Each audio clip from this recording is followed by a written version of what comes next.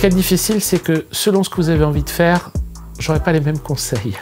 Sinon, si c'est un conseil à des jeunes auteurs qui veulent faire comme moi, c'est le truc sur lequel j'ai une expertise, hein, après tout, je dirais, concentrez-vous sur un nombre limité d'obsessions.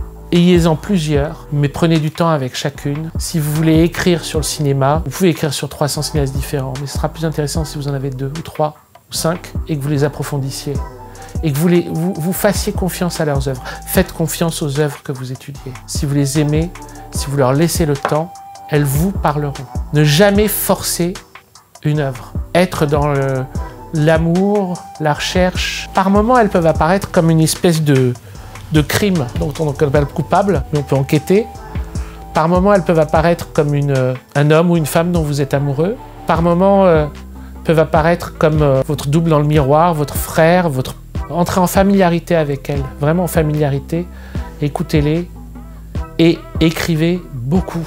Il faut écrire énormément. Et si vous avez peu de choses à dire, retravaillez ce que vous avez déjà dit jusqu'à ce que vous trouviez une forme qui vous plaise. Il faut que vous soyez votre propre lecteur. Et en tant que lecteur, il faut que vous soyez très exigeant. Aussi exigeant que vous l'êtes quand vous lisez.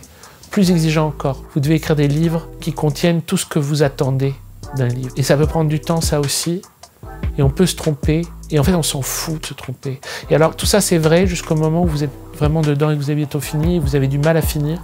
Alors à ce moment-là, il faut se dire, j'en ai rien à foutre. Maintenant, ça sort. Je corrigerai dans le prochain. Parce qu'il y a un moment où on est trop attaché aussi à ce qu'on fait. On veut faire trop parfait.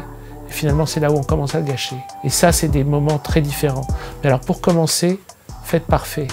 Dans un deuxième temps, cassez tout et ne faites plus parfait.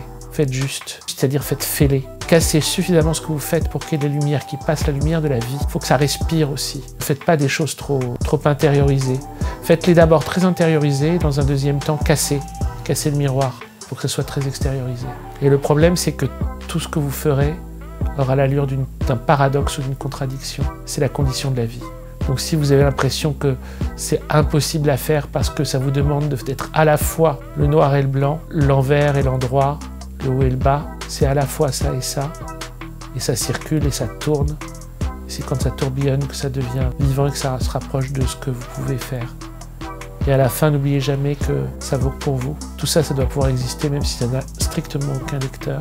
Et que tout ça, ce sont des traces que vous laissez. Où vous avez confiance que quelqu'un d'autre a besoin de ces traces, vous avez besoin de ces traces, vous avez besoin de les faire, et vous les donnez, elles ne vous appartiennent plus, et après quelqu'un d'autre peut-être en aura besoin ou pas. Il n'en a pas besoin, c'est pas grave. Vous en avez eu besoin, vous l'avez fait. C'est une nécessité de le faire. Si vraiment vous pouvez vivre sans, mais vivez sans. Mais si vous ne pouvez pas faire autrement, il faut le faire, évidemment.